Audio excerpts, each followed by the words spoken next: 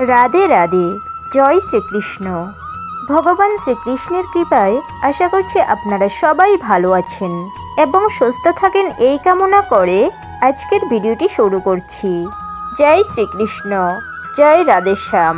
বন্ধুরা, ভগবানকে খুশি করতে হলে আমাদেরকে এই 3টি কাজ অবশ্যই করতে হবে। হ্যাঁ বন্ধুরা, আমরা এই জগৎ সংসারে এসেছি ভগবানের নাম স্মরণ করতে এবং ভগবানের নাম প্রচার করার জন্য, কিন্তু আমরা সব ভুলে যাই। আমরা গর্ভ অবস্থায় যখন থাকি তখন আমাদের ভগবান শ্রীকৃষ্ণ আমাদের সঙ্গে কথা বলেন এবং আমরা তখন বলি যে এক জগৎ সংসারে এসে আমরা তোমার নাম প্রচার করব এবং তোমার ভক্তিতে লীন হয়ে যাব। কিন্তু আমরা সকলেই এটা ভুলে যাই। যখনই আমরা মোহ, লালসা এবং প্রেম ভালোবাসায় স্নিগ্ধ হয়ে আমাদের মায়া মমতায় আবদ্ধ হয়ে মা বাবার আদরে পালিত হয়ে আমরা সব ভুলে যাই। এই জগৎ সংসারের মোহ মায়ায় ডুবে যাই, আচ্ছন্ন হয়ে যাই। কিন্তু প্রকৃত যে আমাদেরকে পাঠিয়েছেন এই জগৎ সংসারে তার কথা কিন্তু আমরা ভুলে যাই। তাই আমরা সকলেই ক্ষমা প্রার্থী যে আমরা এই কথাটি ভুলে যাই যে ভগবান শ্রীকৃষ্ণের নাম প্রচার করাই আমাদের প্রথম কর্তব্য।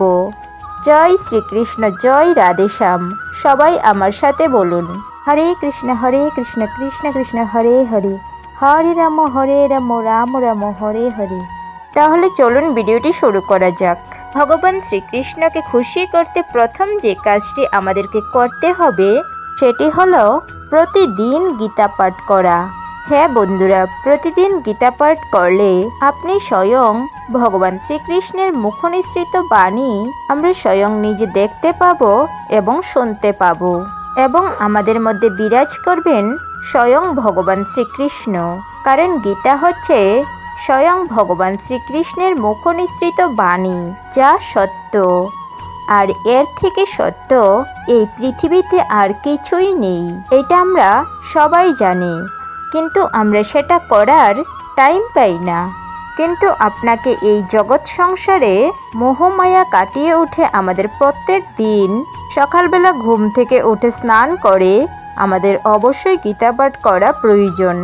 যদি তাও না করতে পারেন তাহলে যখনই আপনি টাইম পাবেন তাহলে অন্তত একবার করে হলেও গীতা পাঠ করবেন, অন্তত একটি শ্লোক। দেখবেন আপনার অন্তরের দৃষ্টি খুলে যাবে।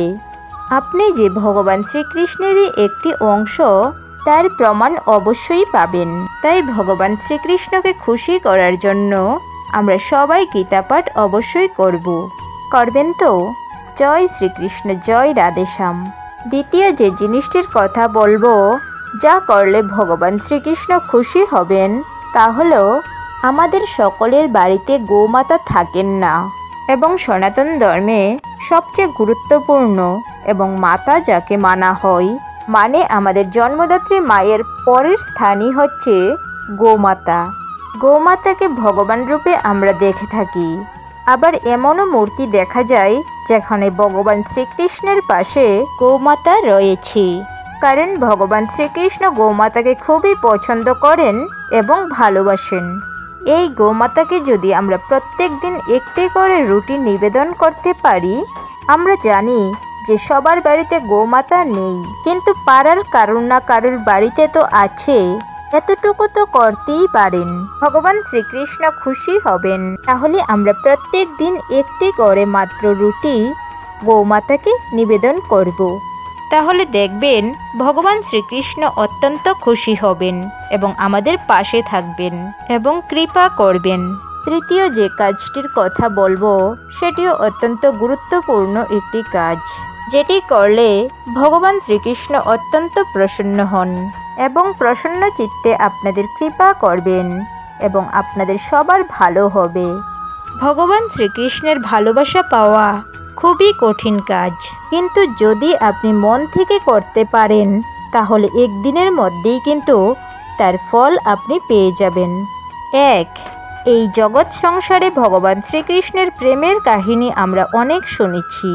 সেই প্রেম দিয়েই তাকে ভালোবাসা যায়। সেই প্রেম দিয়েই তাকে কাছে আনা যায় এবং আমরা তাকে যে কোনো রূপে পেতে পারি। যেমন সুদামা তাকে বন্ধু রূপে পেয়েছিলেন, যেমন অর্জুন তাকে প্রভু এবং সখা রূপে পেয়েছেন, এমন আমরাও পেতে পারি শুধুমাত্র মনের ভক্তি। দেখুন, অর্জুন যখন যুদ্ধ করতে গিয়েছিল তখন তার মনে অনেক কোণ সৃষ্টি হয়েছিল, কিন্তু এই কোণ নিবারণের একমাত্র উপায় ছিল ভগবান শ্রীকৃষ্ণ। তাই সে অন্তর্দৃষ্টি থেকে দেখেছিলেন যে আসলে সত্যি ভগবান শ্রীকৃষ্ণই হচ্ছেন আদি পরম পুরুষ এবং শ্রী ভগবান। সে বিশ্বাস করেছিল এবং বিশ্বাস করেছিল বলেই তিনি ভগবানের দর্শন পেয়েছিলেন। তাহলে আমরা যদি ভগবান শ্রীকৃষ্ণের কাছে ভালোবাসা পেতে চাই তাহলে অবশ্যই আমাদের বন্ধু রূপে, সখা রূপে এবং ভগবান রূপে বা যে কোনো রূপে আপনি চাইলেই পেতে পারেন।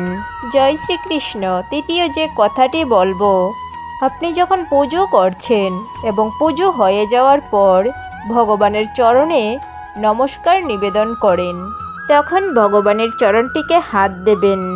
দেখবেন একটি শীতল অনুভূতি আপনার মধ্যে হচ্ছে, সেটি হোক মাটির বা পিতলের, কিন্তু আপনার এক শীতল অনুভূতি হবেই হবে। আর এক সুন্দর গন্ধও আপনার সামনে আসবে, আর সেটি হলো চন্দন আর তুলসী মিশ্রিত, যা হয়তো আপনি ব্যবহারই করেননি, কিন্তু আপনি সে গন্ধ অবশ্যই পাবেন। আর এই গন্ধ যদি আপনি পেয়ে থাকেন তাহলে ভগবান শ্রীকৃষ্ণের কৃপাদৃষ্টি তো আপনি লাভ করবেনই করবেন। প্রতিদিন এই কাজটি আপনি অবশ্যই করবেন, দেখবেন এই সংকেতটা আপনি একদিন না একদিন অবশ্যই পাবেন, যাতে করে আপনি বুঝতে পারবেন ভগবান শ্রীকৃষ্ণের কৃপা আপনার লাভ হয়েছে এবং ভগবান শ্রীকৃষ্ণ আপনার পাশে রয়েছে। হ্যাঁ বন্ধুরা, জয় শ্রীকৃষ্ণ, জয় রাধেশ্যাম। আজকের ভিডিওটি এই পর্যন্তই।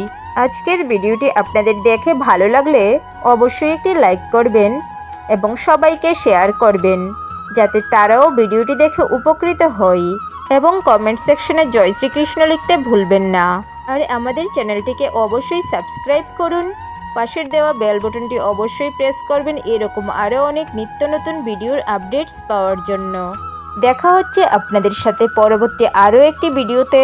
ততক্ষণ ভালো থাকবেন, সুস্থ থাকবেন। জয় শ্রীকৃষ্ণ। ঈশ্বর আপনাদের মঙ্গল করুক।